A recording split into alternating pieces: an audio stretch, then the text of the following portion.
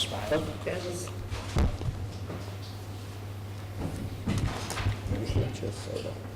Is he ready? Ready? Yes, I am.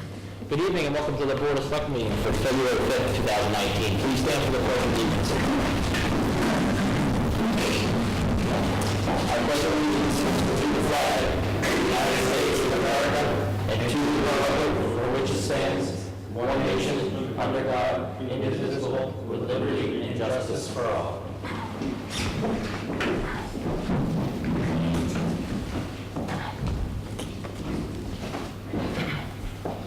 Good evening.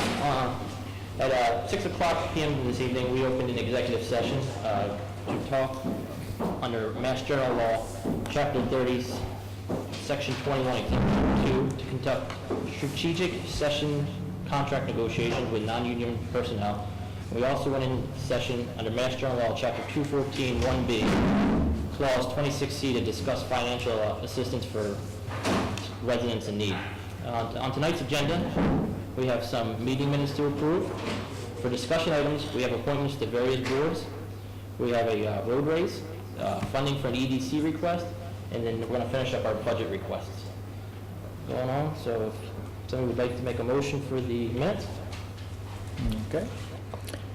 I'd like to make a motion that we accept the regular session meeting minutes from November 13th, November 20th, December 4th, and December 18th, and also January 15th. Second. That's unanimous action. Yeah. And also like to make a motion that we approve the executive session meeting minutes for November 20th, December 4th, December 18th, and January 15th. Second. That's unanimous action. Discussion item 4.1 is appointments to various boards. For the first one, we have appointments to the Electronic Voting Committee.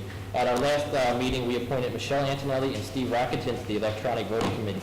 Tonight, we have two additional applicants. I'm trying to see if I see them. I'd like to invite Lynn Haggerty and Al Holman forward, but I don't know if Lynn's here, so.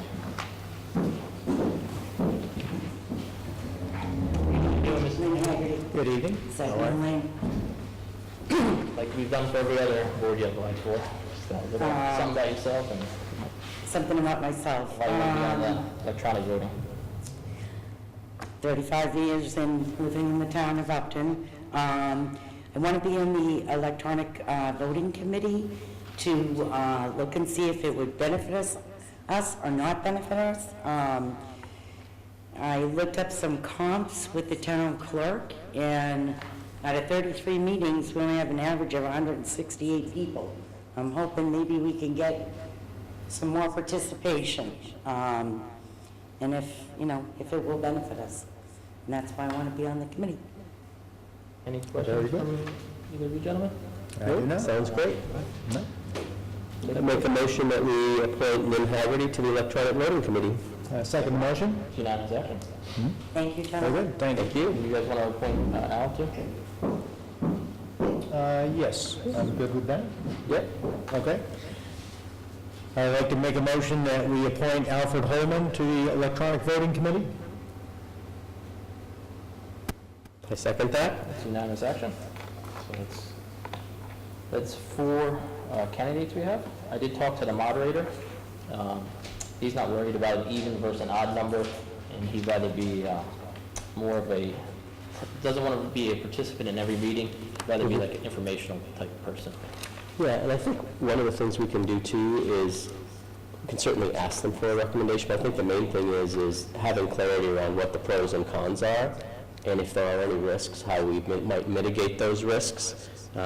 If we were to do something with electronic voting, so we know sort of what the issues are that other towns have seen, ways that we might get around that, I think are important for the board to know, because I know that we want them to make a recommendation, but I think we also want to give the board flexibility to make a decision as well. Right. Yeah, there's certainly a lot there, even with respect to the components, the cost, whether we would need outside help to actually run the meetings with these devices, so yes, there's a lot to know there. Yeah, well, I'm happy with four, so we can get the ball rolling. Yeah, and then maybe a different way to say it too is like I consider it an information gathering committee as opposed to a decision making committee. Very good. Good. So, moving along, agenda item 4.12. The town also had one additional opening for council on aging. We received an application from Linda Sanders. I don't believe she's here. So if you guys want to make a motion? Yeah, do you know when? I don't know. I don't know, Mrs. Sanders. Recommended. She did. From council, from Okay. Janet. So I'll make a motion that we appoint Linda Sanders to the Council on Aging. Second the motion? That's unanimous action. Our last appointment for the night is, at the last meeting, we received a report from the Economic Development Committee, and Chairman Gene Bernard asked us to appoint one alternate member since one of his members was going on an extended business trip. We advertised the position, and Mrs. Michelle Antonelli applied for it. I see her here. So,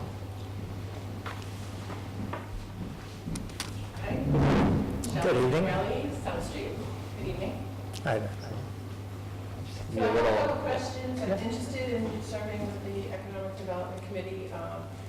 Sort of, I think we need some definition around the role of an alternate member. Is it to serve only in the absence of a member that we know is going to go on extended vacation? Is it to serve in the absence of any member, act as a fifth member of the committee? I'm happy whichever way this all comes out, but I just think the committee deserves some clarity around how I would be serving in that capacity. I am interested in serving for two reasons. I think there's been some confusion, or at least I've had some confusion over sort of what role economic development has with downtown revitalization. I know that that was sort of an added scope or charter that was given to them after they were already formed, so I'm interested in sort of seeing how those correlate and providing some healthy skepticism so that the committee can address the questions that are coming in from the community in that way. And also, as you have been well aware, I'm very much invested in the needs of people that aren't always served, needs of people with physical, cognitive, visual, sensory impairments, not only in capacity of being able to access whatever economic development, but perhaps in the role of encouraging people to be employed in our community, to live in our community. Specifically, we had a great downtown revitalization. How would people who are not living in the center of town access, transportation-wise, and or the possibility if we have some multi-use facility, multi-use business, that we could have some dedicated housing so that people are already in the area and they can access what's happening in the downtown and be part of the community. I really can't answer your first question. I'm not sure if either of you guys have talked to Gene about the role. Yeah, well, the only thing I know is from other municipal government experience and associate members, so I think it can be either one of what Michelle described. So you can either have an associate member, like a zoning board would have an associate member that's there in case anyone is absent at any one of the meetings, they would become a voting member. So I think that that's probably the best way to go, just because then that provides for, even when Bill gets back, the ability, if someone else is absent, if Jean's not there, you've got someone that's been participating, she's informed on what's going on, she's been going to all the meetings, and she can vote for that person. But So even, should there be a time period that if a member's gone for X amount of time, and let's say Bill's gone for, 6 to 8 months, but Michelle makes that, she's a lot more informed. I mean, where does it roll, where would he become an associate member versus? I mean, I don't think it matters. I think it's just a question of, you have people that are participating in the meeting, and as long as you've got 5 people there, you've got 5 voting people. And if there becomes a 6th person, she's the associate member, so whenever a full member comes back, then they would resume the sort of voting position, so. Yeah, come on. Fair, I just wanted clarity. Yeah. Yeah, we don't, I think coming around to the first point of the question that you posed, I think if we're going to go down the path of having an alternate delegate or an alternate member, we should have you participate as often as needed. So in my opinion, I agree, if someone's, for whatever reason, they can't make the meeting, or they're out with the flu, or whatever that discrepancy may be, I would think that I would be happy if he'd serve on those days as well. I would think that would That work. would benefit the communities, for sure, Right. to have that role. do we have to make a motion a certain way to spell it out that way? I make a motion that we designate an associate member of the Economic Development Committee as a permanent non-voting member unless there's an absence of a full voting member, and they would be the alternate vote. Second the motion? It's unanimous action. Does that make sense? Yep. Thank That's the clarity I need. All right, perfect. Thank you very much. That's great. Thank you. Thank you for all the applicants that reached out to help us this evening. Our next agenda item is 4.2. It's a request for some additional funding from the EDC. Do you know anything? I'm going to have you explain this one. Steve. Oh, Steve. So, you should have received a copy of a quote from a structural engineering firm.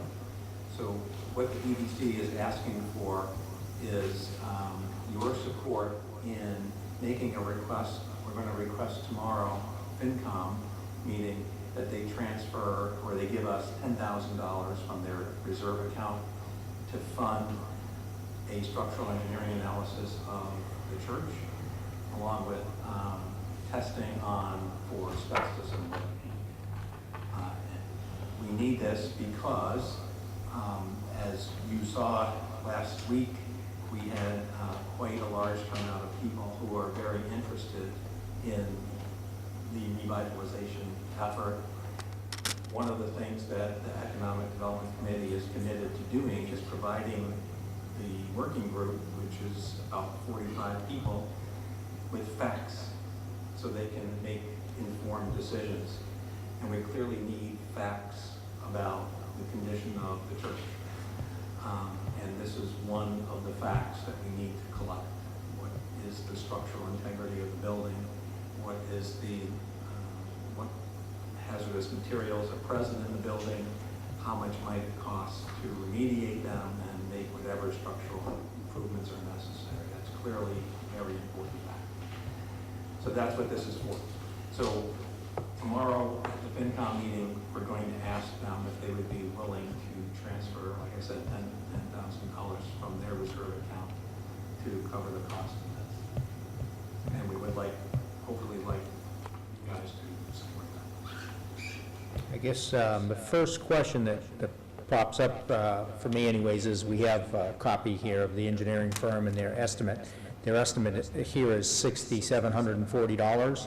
So obviously there's an additional $3,300 or thereabouts. What is that extra money that you're looking to do with that? So that money, this is the estimate that you have is from a structural engineering firm. They do not do asbestos and lead paint testing. They just do structural analysis. So we need to also hire a firm that specializes in testing for detecting asbestos and lead paint and providing us with an estimate for what it might cost to remediate that. So that would be two separate things that we need to do. So the extra money is for that. Do we have an estimate of what that would cost? From experience doing this, the chairman, Gene, thinks it would be on the order of $2,000 to $3,000 because he's done it for his own private stuff in the past. So that's his estimate. But we do not have a quote yet for that. So we would certainly get one before we... Yeah. I mean, from my perspective, I certainly think that the 100 people that were at the Economic Development Committee Downtown Revitalization Workshop deserve and would expect facts when they're trying to make decisions like this. There's going to be a lot of people that want to preserve the church. There's going to be people that want to reinvest in the church. There's going to be people that think we should take down the church. And I think every one of those groups is going to expect the information and the facts around what it would cost to renovate it, what it would cost to take it down, what it would cost if the town kept it, sold it, developed it, whatever. So I really do think we need those facts. I'm not a fan of, like some other folks we know, of spending money on needless studies, but I don't think this at all fits in that category. I think this is something that's critical to a very important project we're investigating in town, so I would support it. I think the only issue I think I would have is typically the FinCom reserve account is really for emergencies, emergency use. That's the only problem I have with it. The dollars and cents are one thing, but I think asking to fund it out of that particular account, I'm not sure, I can't speak for FinCom, but typically in the past, I served on the committee, and typically we would not use it for something of this nature. Well, So I know it may set you back from a timing standpoint, it would set you back, but I would think the right way to fund this really would be a warrant article, in my opinion, but If you want to have something at town meeting or something, you got time to go, yes. right, but again, that's, I mean, and I understand your concern, and had we known this, 6 months ago, we might have taken a different approach, but here we are in February, and we're trying to hopefully come to some consensus by the May town meeting. We just don't have time. And moving forward, the committee has recommended an article for the warrant for a EDC reserve account similar to the FinCom one, so that when things like this come up in the future, we would have a little bit of money available to do things. The next thing that we're envisioning we're going to need funding for that applies to the project across the street is we need to do a wetlands survey. And we need to know from a Conservation Commission perspective and from the state's perspective what the boundaries are of a possible development project that might occur there. Right now, we have no idea whether it would be 50 feet from the water or 200 feet from the water. So we have to do the structural engineering analysis. We have to look at asbestos and lead paint. We also have to know what the development perimeter is, so that if the consensus is to do some development, a developer, would know what the perimeter is. So there are going to be more things like this in the future. So that's why we submitted an article for the May town meeting to establish some funding, so we don't have to be in this situation again like we are right now. Mr. Roach?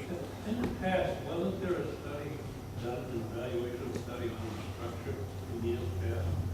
And also, lead paint and some other, I remember vaguely, I think the town put out money to do that structure, too, would that be cool? Does anybody remember that? I do remember there being an article to do a structural analysis, and it was quite, Maybe another patch, I don't know. I think the article passed, but I don't think that, I think actually Ms. McCallum served on that committee, if I remember correctly. I was on the committee, and unfortunately, we couldn't come to contract agreements with with the person we selected, and by the time we would have been able to get anything done, it would have been too late to have any answers in time for Well, town I'm not meeting. the right track here. So there's been nothing analyzed Oh, really? that book And together. the library trustees I think we had 10 grand. did have an architect look at the building, but there was never a report signed by a professional engineer, addressing the structural integrity. So we don't have any. And that's part of why we want to do the study as well, because there has been a lot of speculation that, somebody's gone in there and they said it's going to cost $3 million to redo it, or it's going to cost $2 million, or it's structurally sound, or it's not, or if you add a level, you can do it. So this will take care of all that hearsay and give us just solid The information. library trustees did exactly the same thing for their steam building. They hired a structural engineer, they wrote a report, they said this is how much it would cost to reinforce the floor so books could be put on the second floor. So we need to do the same thing for this other building so that people can, again, make an informed decision about what they would like to see done. Have you guys talked to the FinCom at all? We're meeting with them tomorrow. We talked to them informally before. Tomorrow is when we're going to make the request, and it would be very helpful if we could say that the selectmen are in favor of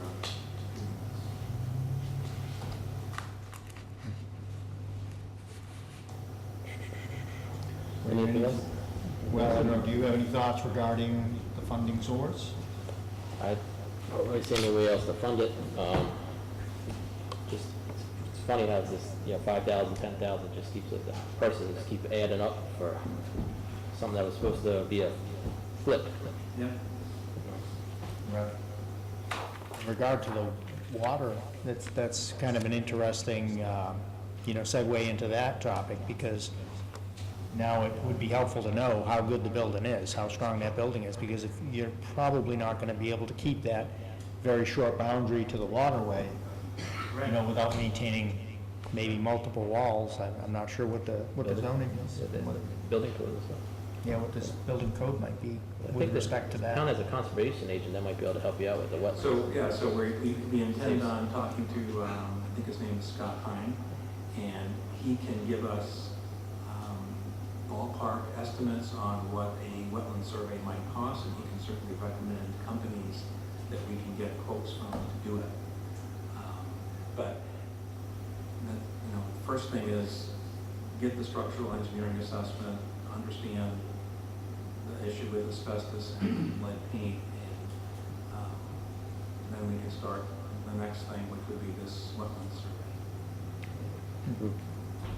survey. Any idea if there would be a cost to the wetland survey, just kind of looking ahead? What else would we be looking at? I have no idea what a wetland survey would cost. Scott could know, but I have no idea. From talking to people around town and stuff, it seems like there's a lot more interest in the church than I ever believed. So I think if we plan on doing anything by May, we have to have this information. Right. If not, you're looking. Yes, Mr. Roach? When they do the study, when you get the money, if they would list everything separately, for instance, the paint, the floor, any asbestos on the piping, whatever, if they put it all one lump sum, some effort to remediate some of that area, for instance, the floor tiles, you don't have to take them up, you go over. Right.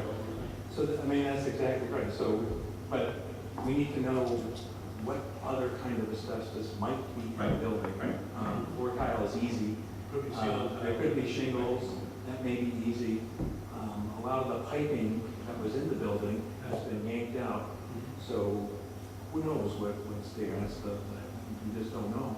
And certainly there's going to be lead paint in that building. So we just need to know what is there, and if we wanted to reuse it for something else, how much would it cost to make it usable? That's the whole point of this. Is there anything else that you can imagine that you would need in terms of funding to do a full assessment of the church?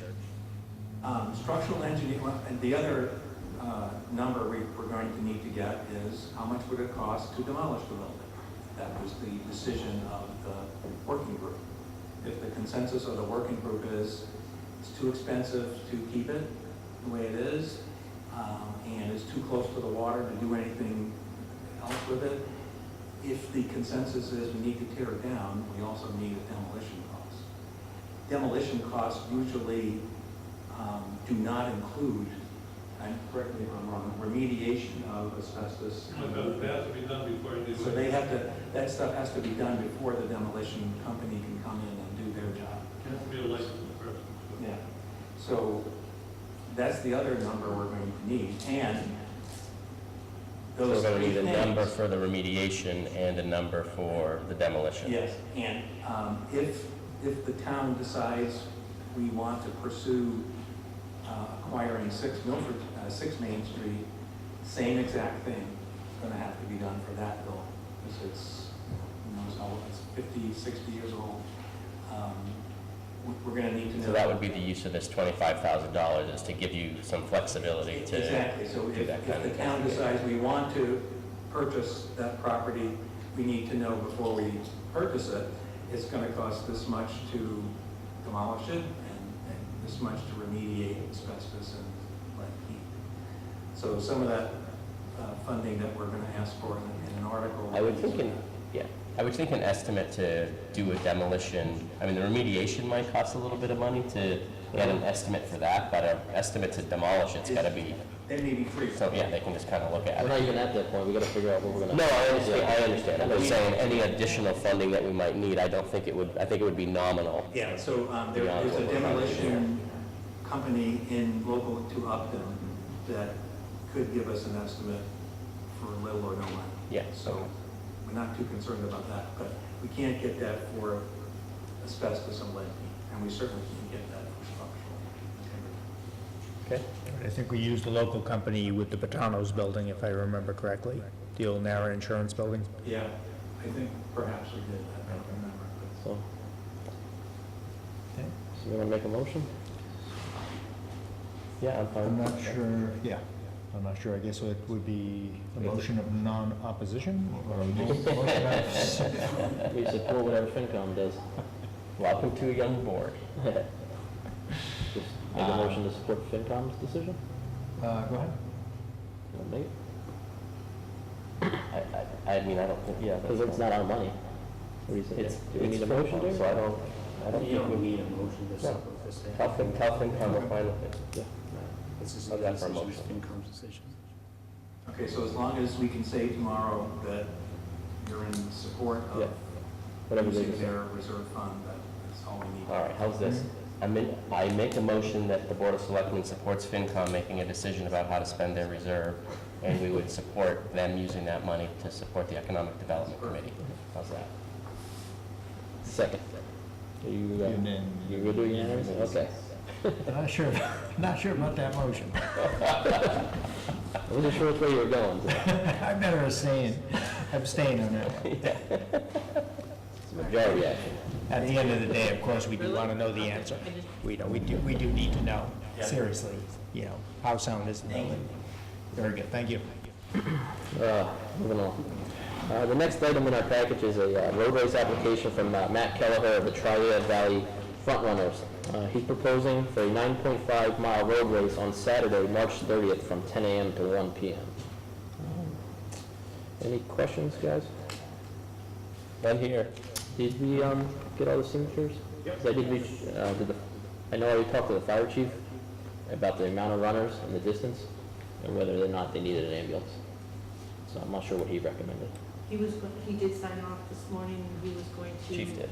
All of, everybody, Good. both chiefs, and he was going to contact Matt Keller Okay. for the Chief Bradley's recommendation, and if they needed and required that, he would ask them for the funding for that. Okay. So they're, I have no other questions. I have no other questions, no? We're good? I'm good. I'd like to make a motion to approve the Tri-Valley Frontrunners Road Race. That request is for Saturday, March 30th. I second the motion. Moving on. First up for budget is Council on Aging. Hello. Good evening. How you doing tonight? Janice? You have the easiest budget in town. One page, 2 pages. So, Council on Aging / Government Services for the town of Upton. We have our wage line, which is the only increase that we have because of the COLA, 2.5%. We have building maintenance, general operations for a total of $205,680. To serve all of the residents in the community, especially the disabled, seniors, and those that are in need. I have no questions, it's so clear cut. It's clear cut. It is. Did you know how many seniors we have in town? Sure, 1,202 it's right here. for the 2016 census. How many residents are there in Millhouse? There's 89 apartments. Mhm. There's probably maybe out of those 10 2-bedrooms, which could be 2 people. So total of the residents, the number varies, but yeah, there's only 89 apartments. When does the actual lease expire? Well, that's a really good question. When in increments of a certain amount of years, I believe it was 2028, yeah. Yes, so. But we'd love a new municipal community center so that we can expand our services and programs. And I'll just mention a little bit, because I don't think that folks realize that we receive an annual formula agreement that helps offset some of this cost. Usually Right, yes, and that's excellent.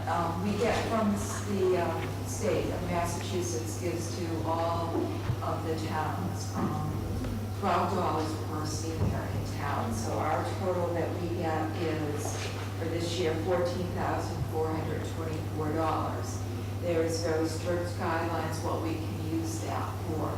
We use it to go to the Mass Council on Aging Conference for supplies. We can use it for transportation, bus repairs, fuel. We can use it for heat, water, electricity. So that's why you don't see a change in my numbers of, because it would obviously be increasing, but I'm able to pick up the slack and formula grant. For this year, anyways, I'm able to do this. That number, $12 per senior, varies. Last year, I believe it was $11.92, something like that. It all depends. It goes to the State House as to what we get for numbers. So I don't know what next year is going to bring in. As I said, I'd love to be expanding programs and services, especially I'd like to increase our transportation services, because currently we have one 18-hour-a-week driver and one 10-hour-a-week driver. We're able to meet the needs, but I would love to see that increase in the use of the bus. What are some of the most popular events that you facilitate? Anything in food. Anything with food? Yeah, love it. Yeah, we do a lot of programs on health and wellness. I can tell you sometimes they're well attended, sometimes they're not. I can tell you that we had BBT dental students came and did an incredible program on dental care, and we had 3 seniors come. We had a Super Bowl party on Friday and we hit 40. So it's tough to say where their priorities are as to what they would like to come. And if I could on the sidebar, my personal belief is if we really did have this municipal community center, that we would get more residents from the town, from the community coming in, that I think would really benefit from our programs. And one of my goals is to increase programs for those in that 50 to 60 age group, facing retirements, second career choices, all of those kinds of good things that are very complicated. You know, a lot of folks I know personally have been let go from jobs, they're 60, 61, and they can't find work. So we should be providing some services to them too. I think we can do that. I have the background to do that, so. Do you think most of your participants come from within Millhouse or throughout the community? They do. They do, and we had a conversation at our board meeting yesterday with my members as to those that supported this new community center and those that wanted us to stay at Millhouse. And the only reason they could tell me that they wanted to stay at where we are is because the convenience of walking through. But yet they don't come to the programs. They didn't come to the students programs with BBT. So it's kind of like you say you're going to come. Sorry, but that's the facts. It's what's happening. So I speak the truth. It's not always popular, but. Yeah. I know in the last budget cycle, or maybe even be 2 budget cycles prior, our cost for the space changed. Now, we have building and maintenance money and general operations money here in your budget. Those are carried over. Do either one of those address the so-called rent that we pay for the space? Well, the rent's $1 a year. And we actually haven't ever, in my 5 years, given them $1. I get my pocketbook, but we haven't actually given them. That's just a kind of a, what do they call it?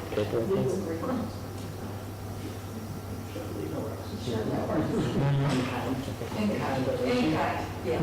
So, I don't anticipate, there's no real talk of us being kicked out of there. So, I'm not worried about that. It's just, Derek and Kelly and Sandy were there yesterday. It was one of our busiest days. We do tax preparation. Actually, I would like to say that.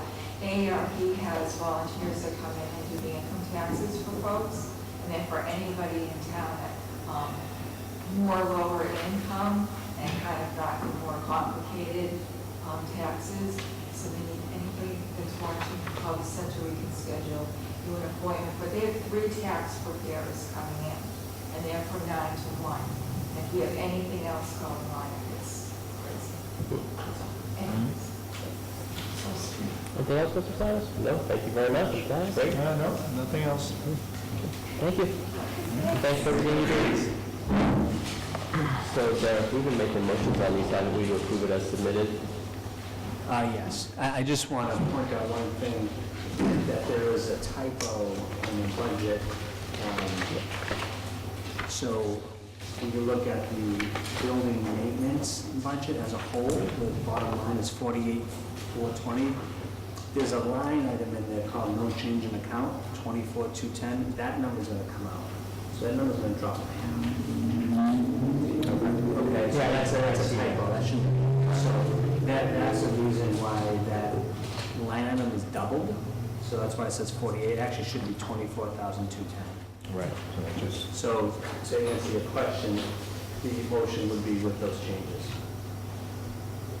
For the 205, 654, so the 229.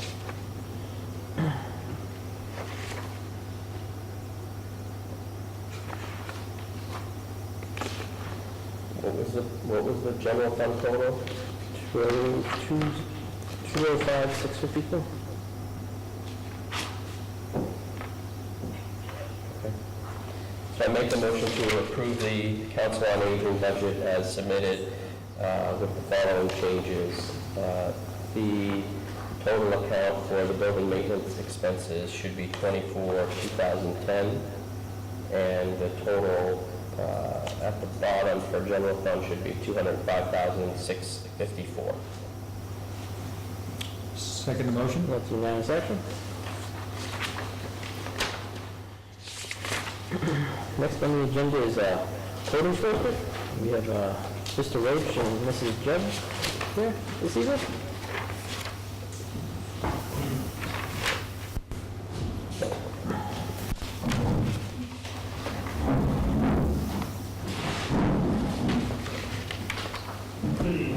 Good evening, everyone. Good evening. When do we want to start? Wherever you'd like to, sir. You want to talk about the building that's coming up? We have a lot of projects. We went over today at the meeting. This new project, short to happen, 180 units. New 3 projects. What would be those 3? What would be the 3 projects? We have Upton Ridge, which is supposed to be, there's 169 units. They said that it's going to be, they're going to do 48 per year or 4 months. If it ramps up, they'll do more. If not, they'll do less, as they're sold. Okay? But there's total units of 169. A lot of houses. Okay? 129 Main Street, Lotus's, he's got 44 units over there. And East Street Estates, there's 16 units over there. 16. This does not include Governor's Landing, which is just in proposal stage right now. The Governor's Landing, 162.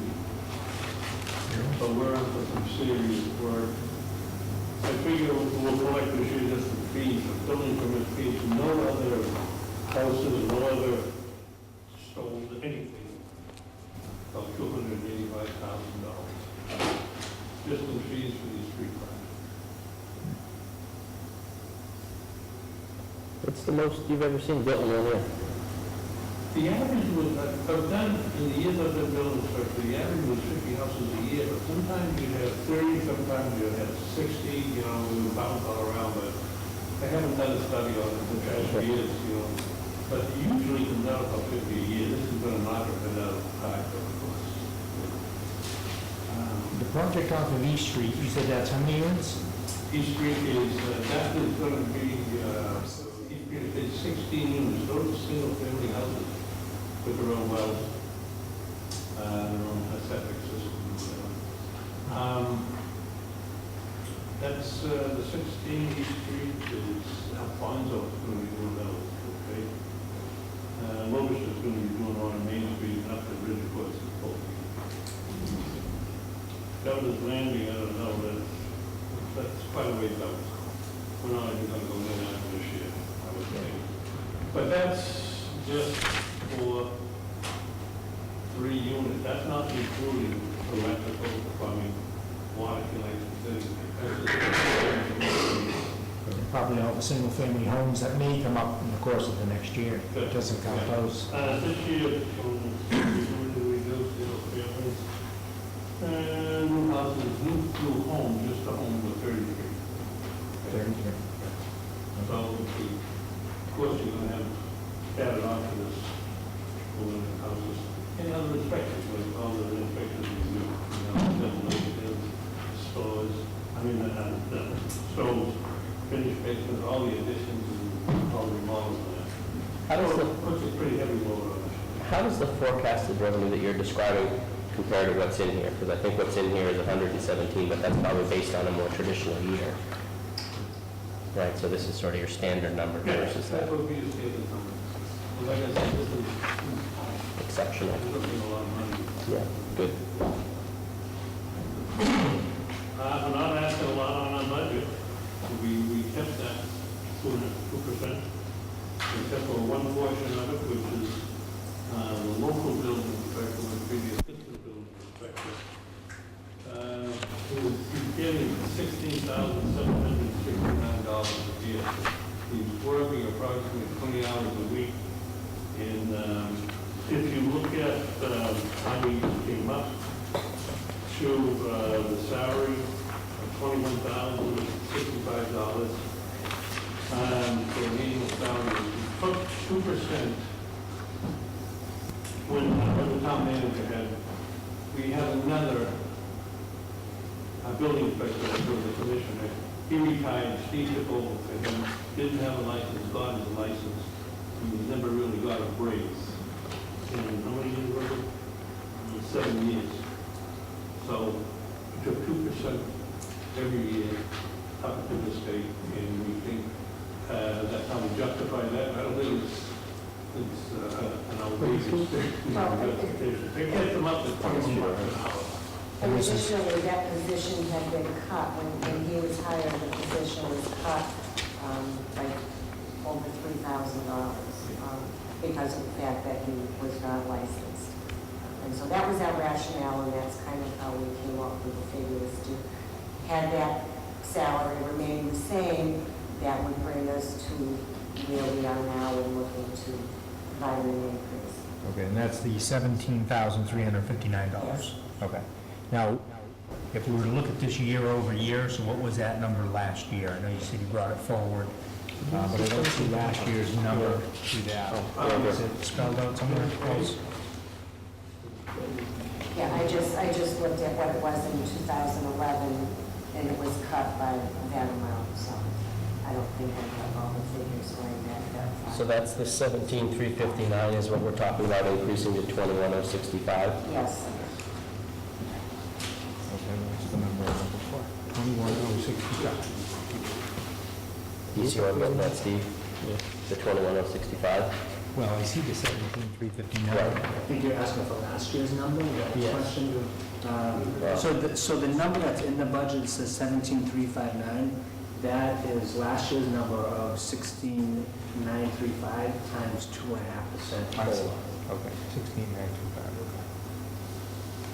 And this graph here that you should have a copy of, you can see the discrepancy. He actually made less money than the wiring inspector and the plumbing and gas inspector. Did more inspections than the plumbing inspector in addition to maintaining office hours. So we just felt that he was very underpaid. Very underpaid. Okay. So to your point, Steve, it'd be going from the 16,900 to the 21. Yes, that's, Right. That job is worth on the street $35 to $40 an hour. He would be making $21.06. Is that up for, So does that have to go to personnel or anything? or?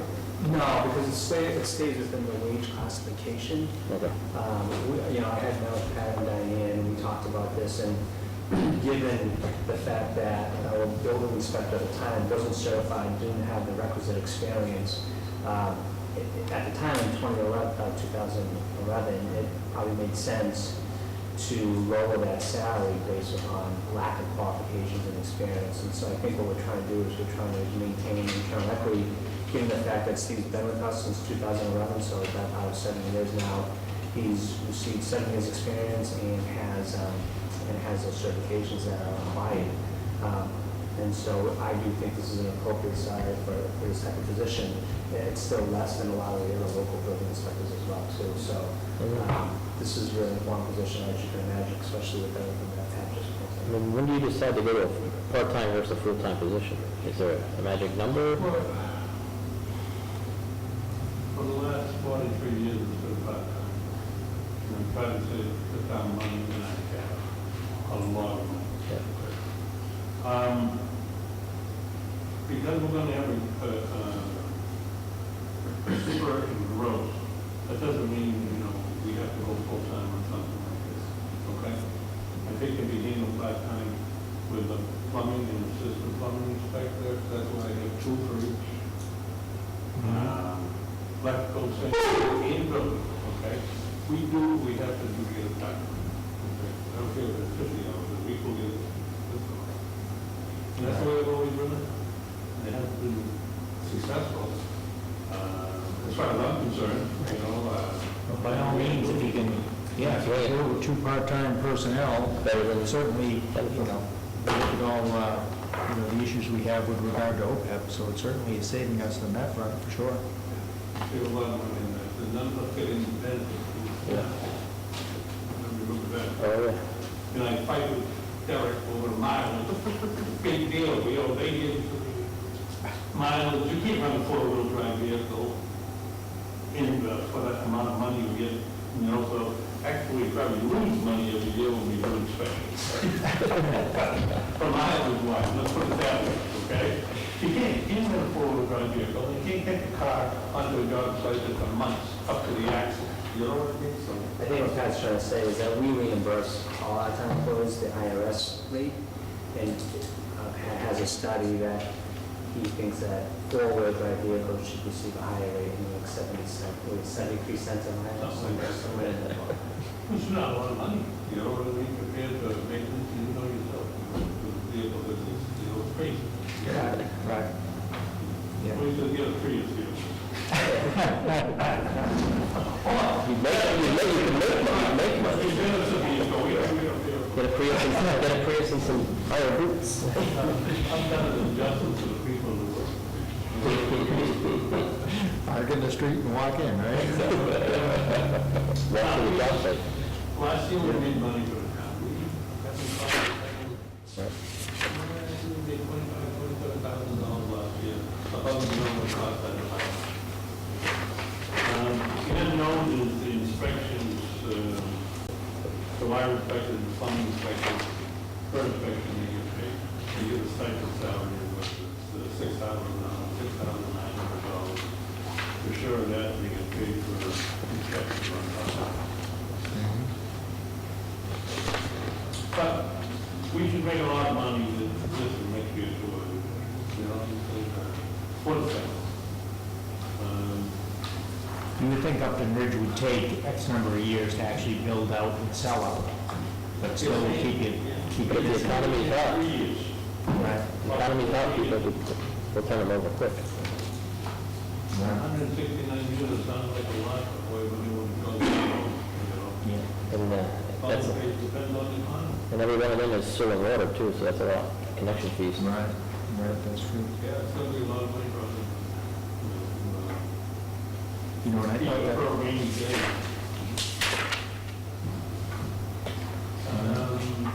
Well, I don't know, I guess that's about it. Do you have any questions? I don't have any other questions, thank you. Do you have any questions, Steve? I don't, it's pretty straightforward. Job well done, folks. Thank you for everything. All right, thank you. You want to make a motion just with that one change? Yeah. Has a change, you should do it. Make a motion that we accept the enforcement budget, other than that aforementioned change that we have, which is the $21,065. Yeah, it's unanimous action. Next on our agenda is the DPW. Dennis was unable to make it because of an illness, so we're going to skip to agenda item 514.1, execution of the town manager. It's 5.0, isn't it? What's that? 5.0, I think was what you were. Oh, 5.1. No, you said 4.1. Oh. Everybody good? Yep. So, You want to do the Yeah, lead-in? about a month and a half. The Board of Selectmen have been reviewing the town manager's contract for the past 8 weeks or so, looking at performance, looking at comparables to other towns, looking at the best interests of the town, and primarily focusing on both the job market, the labor market, comparables to other towns, the work that's been getting done for and in the town of Upton, as well as general equity and a desire to retain the town manager. So what we're recommending at the town meeting is a renewed contract that would be a 3-year contract. We had the option to do a 5-year contract. We knew at the last town meeting there was a pretty divided vote around whether the town manager or the Board of Selectmen should be allowed to do a 5-year contract or a 3-year contract. Because of that, we thought we would be conservative and just do a 3-year contract. Derek was amenable to that. So what we're doing tonight is we're going to approve the extension of the renewal of a town manager contract starting July 1st of this year, going 3 years from then. And then that will go into the town meeting in May. Yeah, on the 2nd. So that's it. Any conversation, comments? Otherwise, I'll make the motion. I am going to make a motion to appoint the town manager pursuant to Section 3 of the Town Manager Act for a contract starting July 1st, 2019, concluding June 30th of 2022. Second the motion? Unanimous action? So now we'll go into your budget presentation. Sure, but before I begin the budget presentation, I just want to thank the board for for your faith and confidence in the work that I do. As you know, that there's a lot of movement in Massachusetts right now amongst town managers, and I didn't want to be in that fray. So I'm happy to know that I'm going to be here at least through 2022. And as I've always said in the past, that as I interviewed for the position about 2 years ago, although I was being interviewed, I was also interviewing the board at the time in the community. And so, you know, I chose Upton as much as Upton chose me because I believe there are opportunities here and there's great things that can happen. So I'm excited to continue to work here, and I love the people I work with, Sandy and Kelly, they do so much, Glenn's here, and so many other department heads. So I appreciate this once again, and I'm looking forward to the next 3 years, so thank you. Thank you, Derek. So are we? So that being said, we'll just try to jump right into the Board of Selectmen Town Manager budget. This was slated for the last meeting, but since I think we're here till 11 p.m., we decided to delay this for an additional meeting. So, as we started last year, we thought of new ways to present the budget that made, I hope, better sense to the community. And so a lot of times the budget was presented as standalone budget items, but you know, as we look at the budget, we start to realize that many of the, it's on page 22, that many of the standalone budget items were actually under the auspices of the town manager's office. So in this budget presentation, you will see additional items like our legal costs, our insurance costs, our pension, and any miscellaneous items. And so I'll talk a little bit about those this evening. Just for some highlights. there are a number of recommendations that I'm making, and some of these recommendations are really to give us greatest flexibility in the work that we do year in and year out. And so what you'll see here this evening is I am requesting that we add an additional line item under the Board of Selectmen's expense line of $5,000. What we have realized is that there are a lot of parcels that become opportunity parcels during the course of the year, and so we don't have the ability to react to those parcels, so to require engineering, to order an appraisal for a parcel of land, potentially do a survey, because we're going to be doing a land taking. So I am recommending that we add an additional $5,000 to the Board of Selectmen's line item of $5,000 to do just that. Additionally, you will see an increase in the town's legal expense by approximately $5,000. So the line item each year is about $75,000. Oftentimes, we're able to return back some of that money if we have a slow year in legal expenses. Last year, KP went up from $160 an hour to $170 an hour. So we do know there's going to be an increased cost in that. So this $5,000, I believe, will cover any additional costs above, given the fact that they've increased their hourly rate. You'll see an increase in the town manager line item of $1,950. And that is because last year, all I did is I had taken the previous expense line item and just roll that into it, not realizing what the true costs were. And so this year, between all of our memberships with 495 Partnership, Mass Municipal Association, ICMA, and others, what we've noticed in attending these conferences, so attending the MMA conference and others, that we're really at the edge and even being able to meet those numbers. So recommending an additional $1,900 increase to continue in those membership associations. And I often say that those are beneficial. I talk about I attended an MMA last year. I had dinner with somebody and came back with the idea to go out to bid for an insurance, and that yielded $40,000 just by attending that one meeting. So I do think attending these professional development conferences yield great results. As a placeholder for health insurance, the Maya, who is our health insurance provider, continues to suggest and recommend that we have a placeholder budget of approximately 10%, so an increase of 10%, which is our biggest line item in our budget. This year, because of hiring up to 3 new firefighter paramedics, could be a potential another 2 police officers. Public safety personnel have more stringent requirements as far as medical testing and medical standards. So we've increased that line item by $3,000 to $6,000 to cover those expected costs.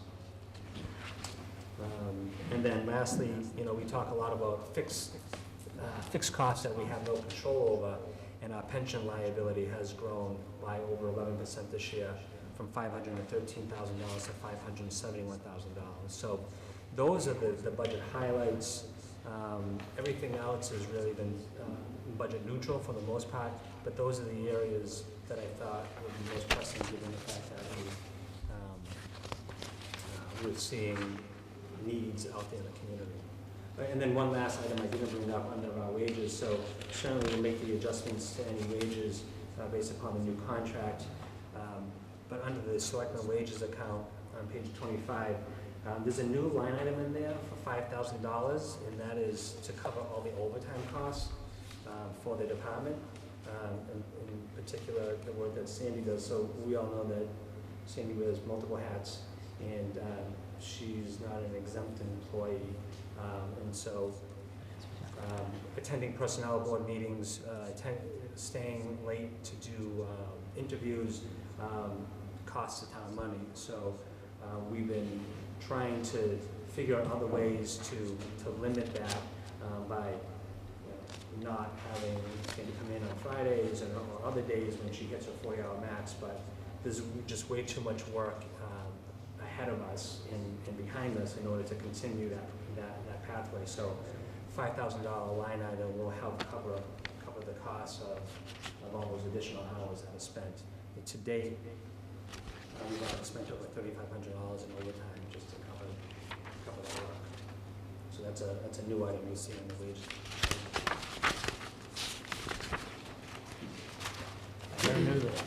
So I'm happy to take on any questions. I think in light of the comment earlier made by Mr. Rackett, I think that if they're looking to set up a revolving fund for EDC, we kind of can potentially do the same thing here. I think I'd actually rather see that type of a fund under the Board of Selectmen, only so that we're, there's always been this feeling that there's not enough communication between boards. So instead of having a $25,000 revolving fund or emergency fund for EDC, it'd be nice if, we're going to have $5,000 on our side. Maybe that should be a little combined money, maybe the 25 only instead of 25 and 5, and have it under the Board of Selectmen.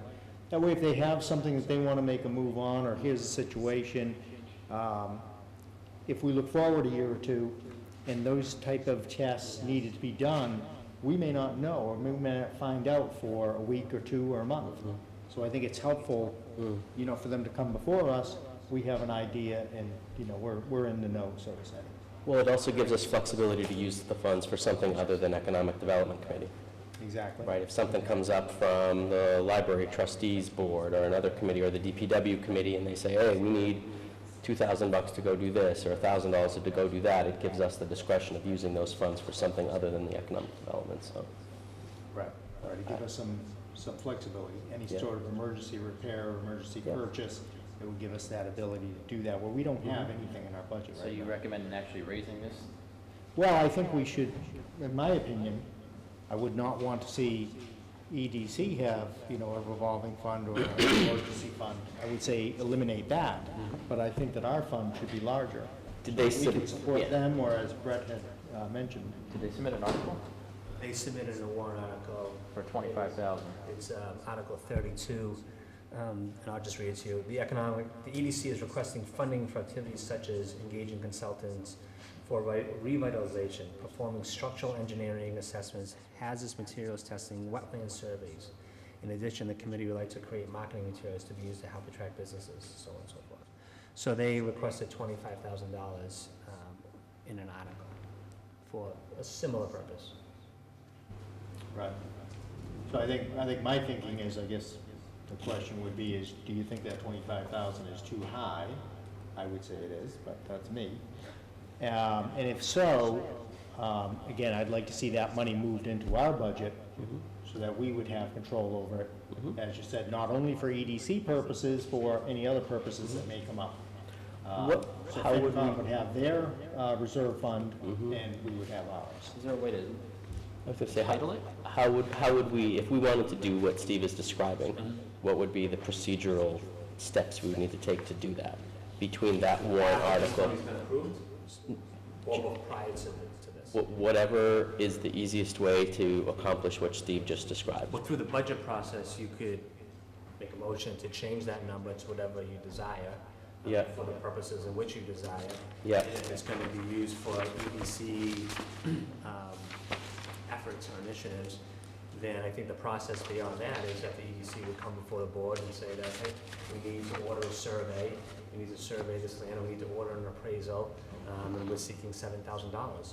You have the money now already appropriated in an account, which then you could then authorize.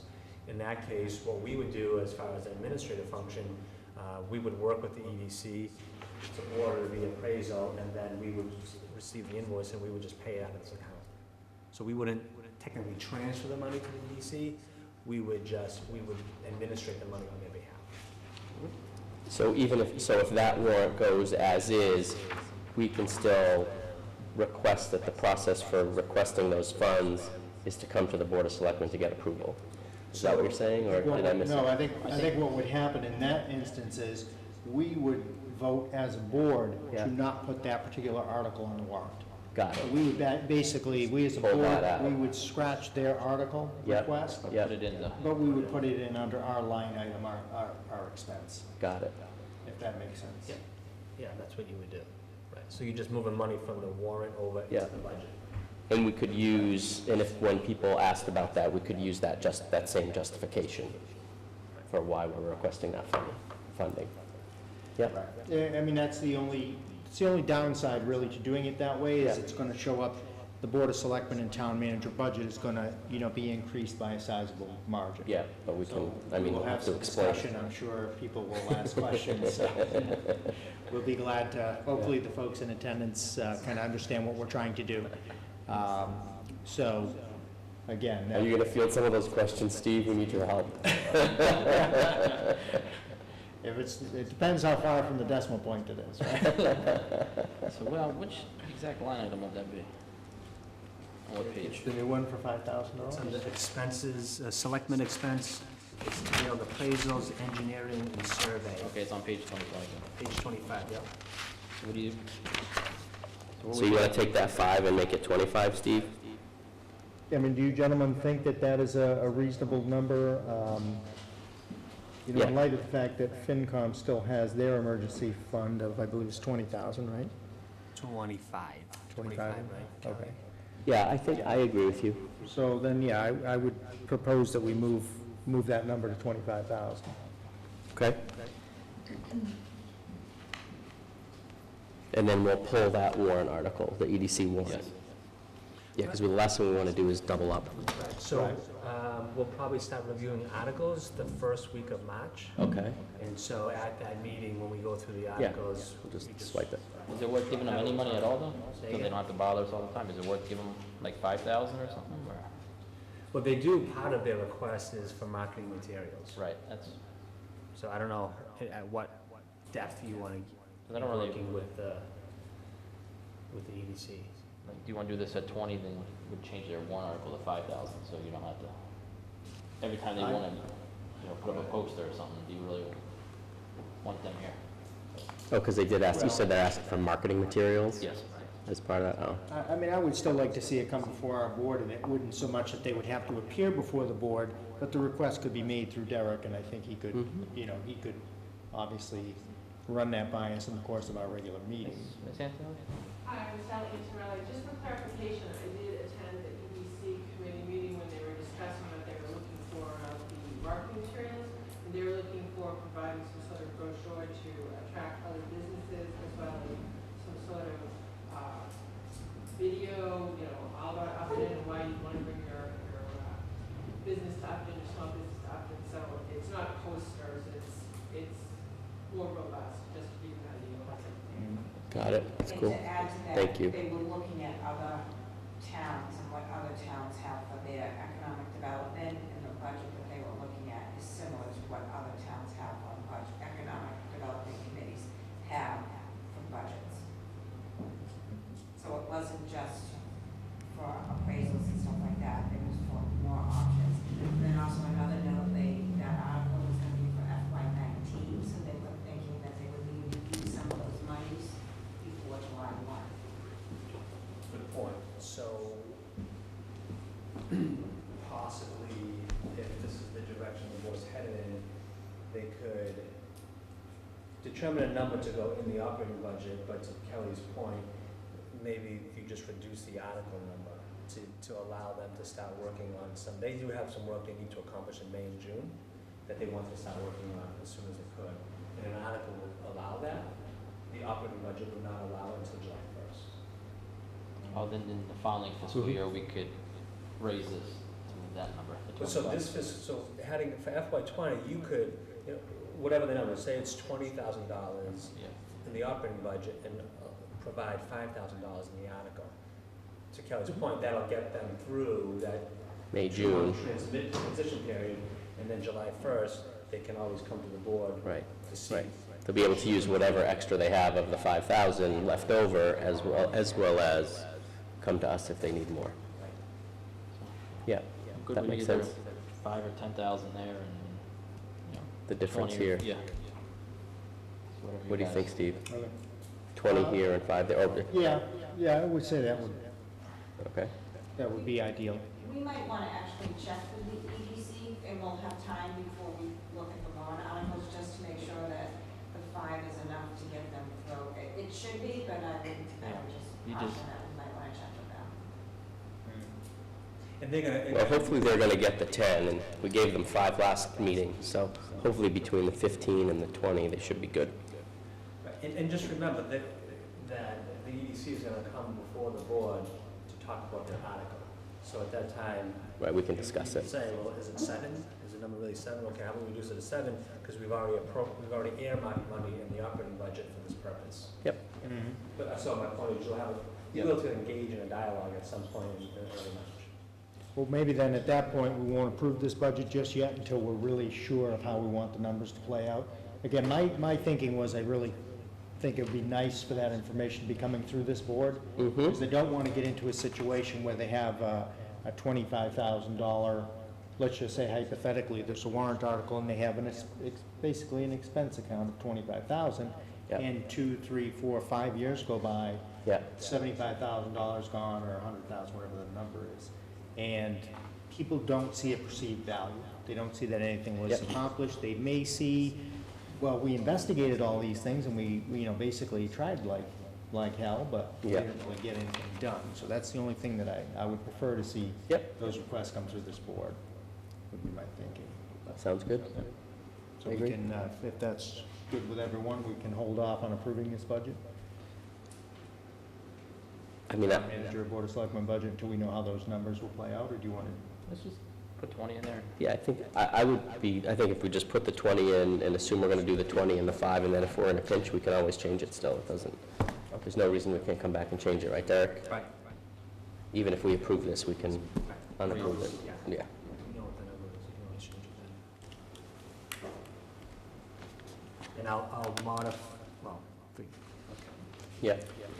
So it'll be $15,000 higher, so the new budget will be $250,840 even?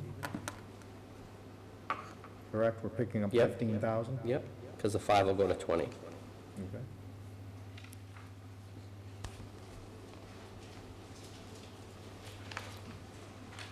Any other discussion, or shall I make a motion?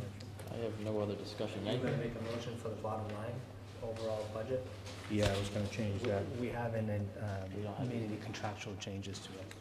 So unless your motion is with the contractual. Contingent, right, so make it contingent on this change as well as incorporating the updated contract. All right, so then we have to do some mathematics now. No, we don't have to, I think we can get around the math just by approving it with the changes Okay. for this 20,000 plus whatever's in the contract. Okay.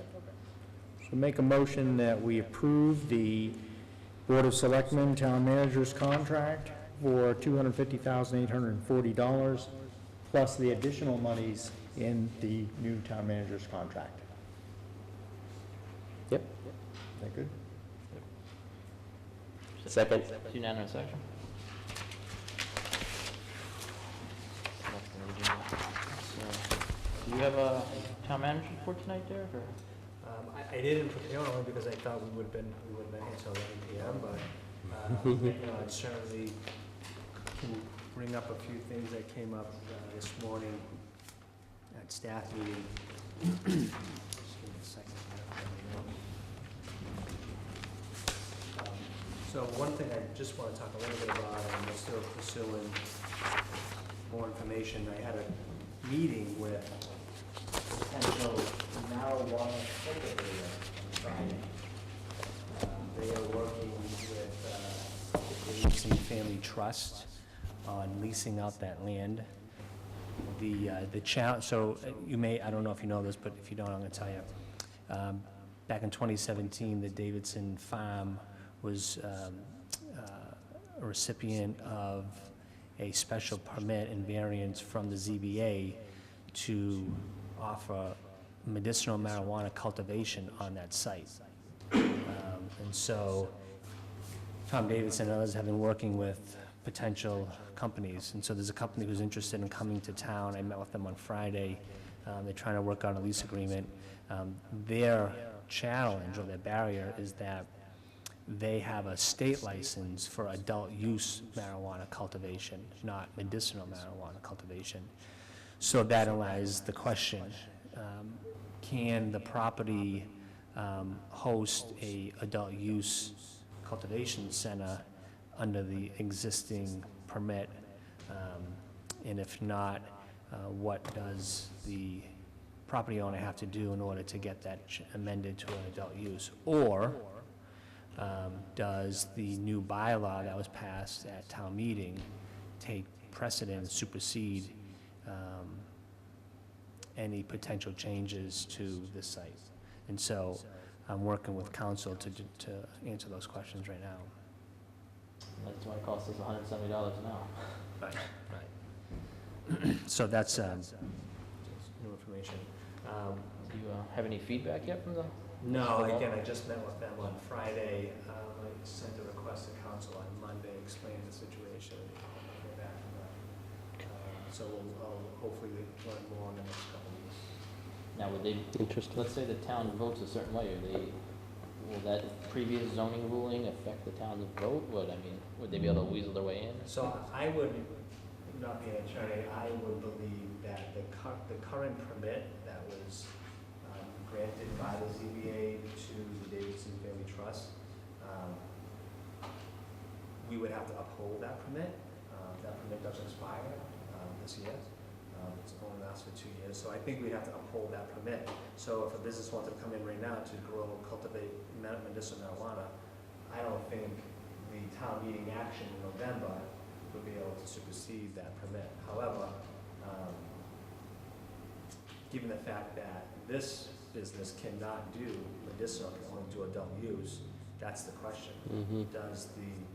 Does that now prevent this property from going from medicinal to adult use? So that's what I'm trying to figure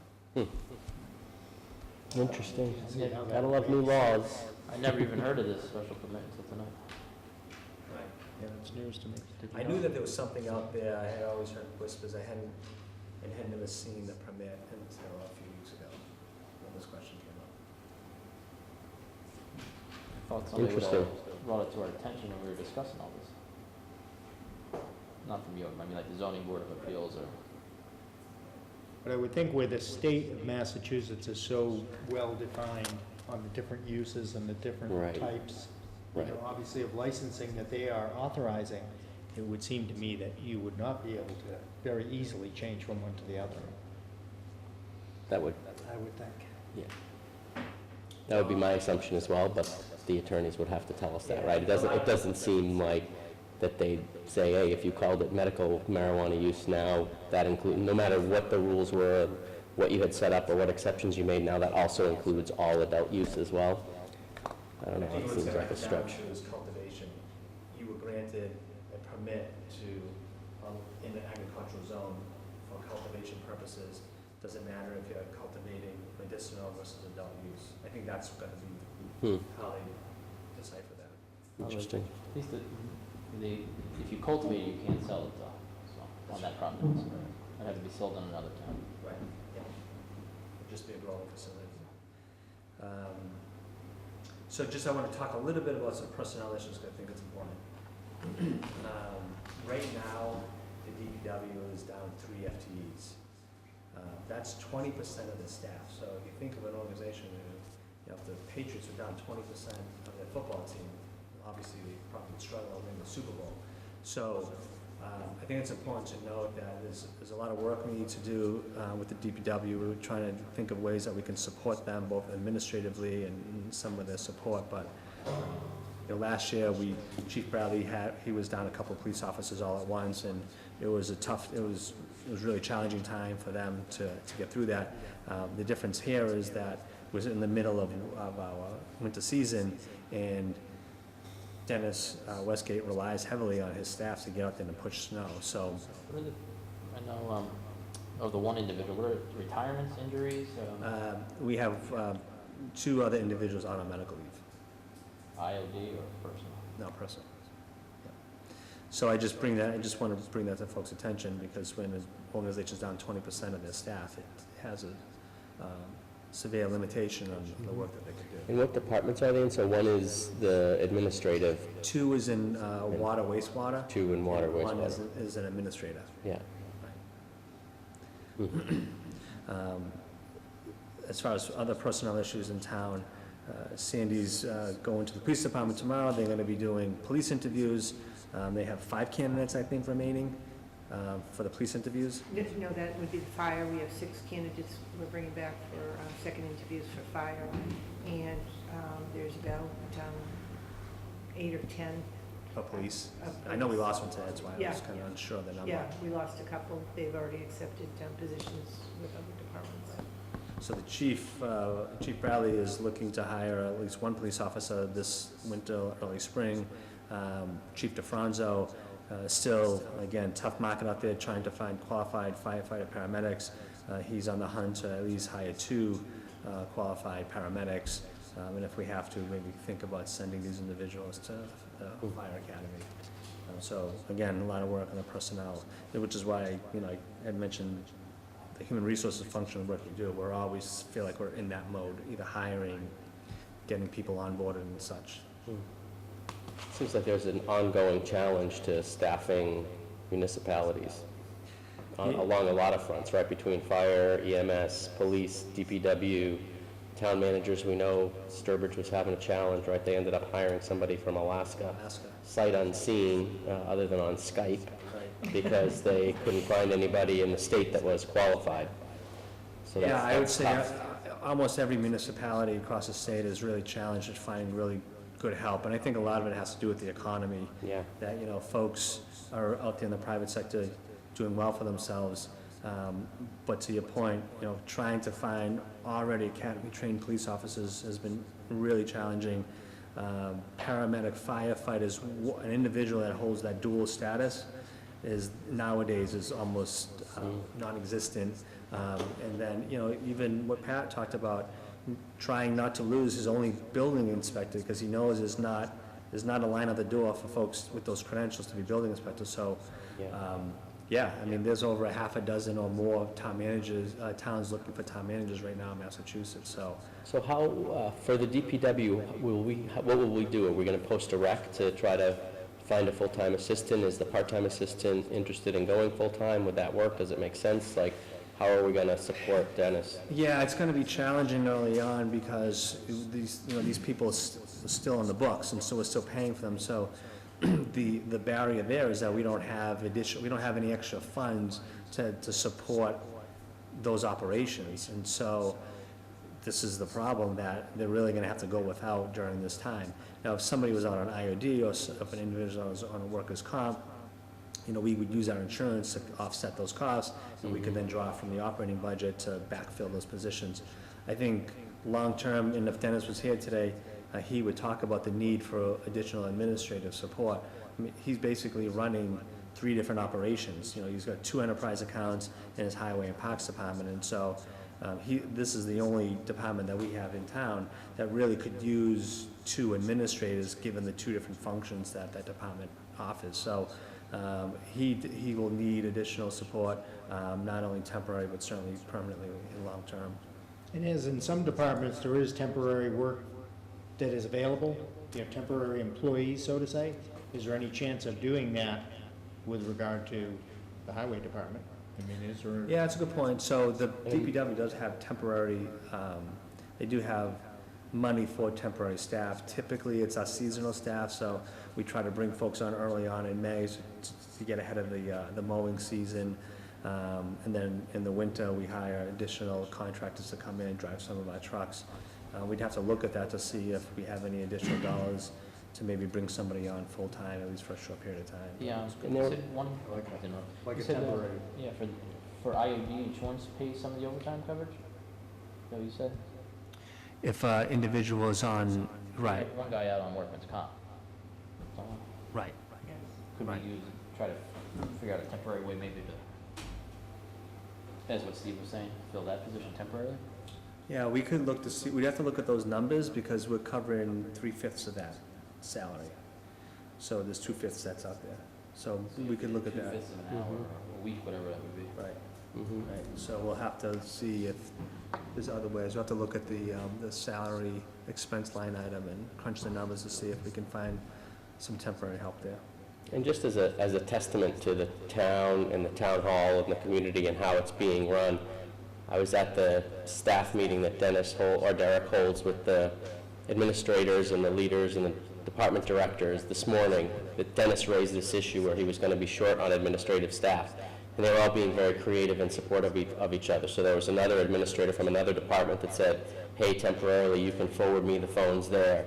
You had Janice Newicki from Council on Aging saying, hey, maybe some of my seniors that are doing the work-off program for taxes could volunteer and do some of the work, in the DPW to help answer phones or what have you. So it was just inspiring to me and great for me to see those interactions and to see everybody in the town helping each other and trying to come up with a great solution. I thought that was really cool. Very nice. Yeah, they do a great job.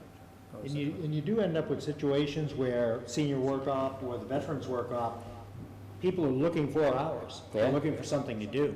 Yeah. So here's a situation where Perfect. you can direct them to that department maybe and try to, as a stopgap measure, Yeah. try to take care of that. Yep, it's great.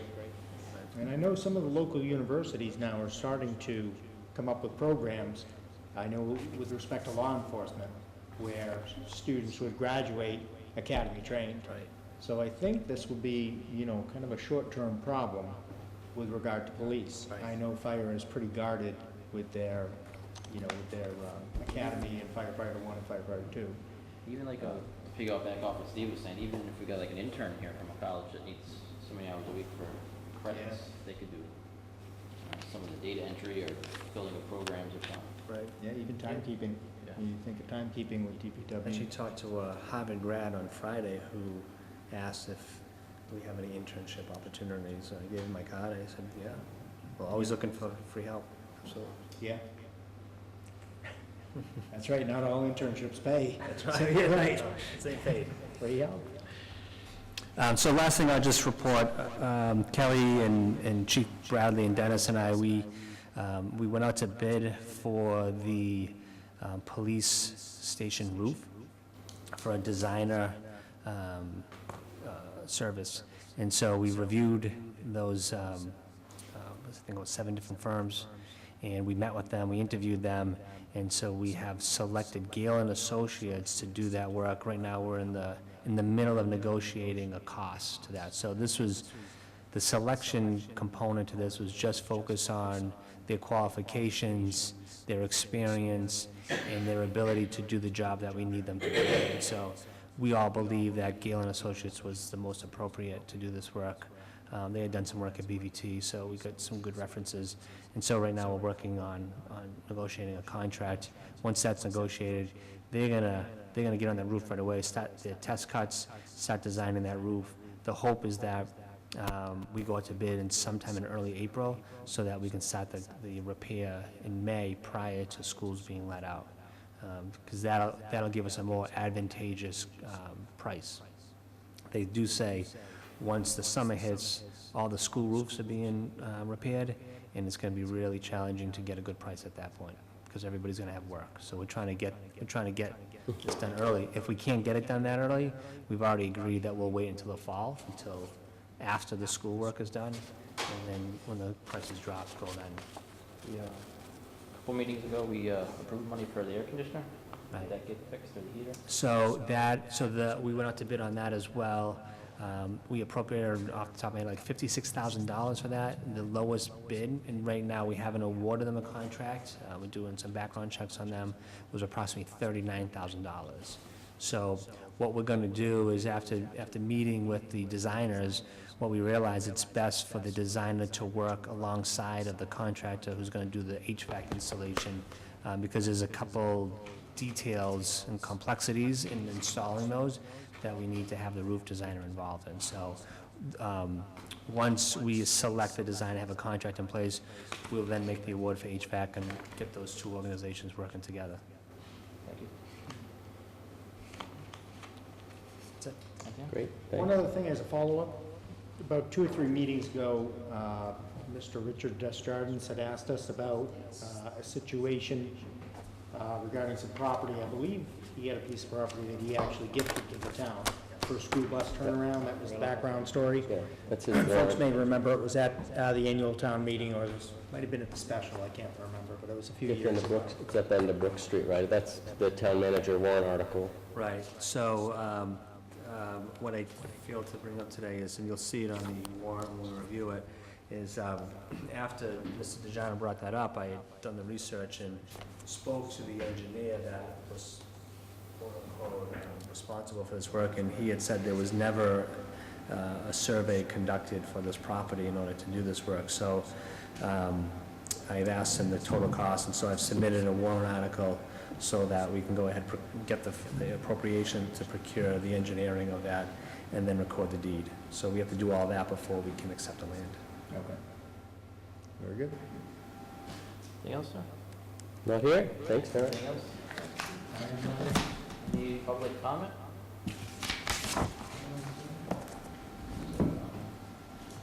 I just have one thing for recognition.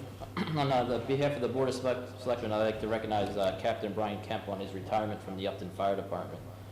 During his time with the Upton Fire Department, he served as the EMS coordinator, fire inspector, and emergency management director. We just wish you best wishes on your retirement. Yeah, congratulations to him. That's all. Thank you. Take a motion to adjourn. Yes, I'd like to make a motion to adjourn. Second. Unanimous, second.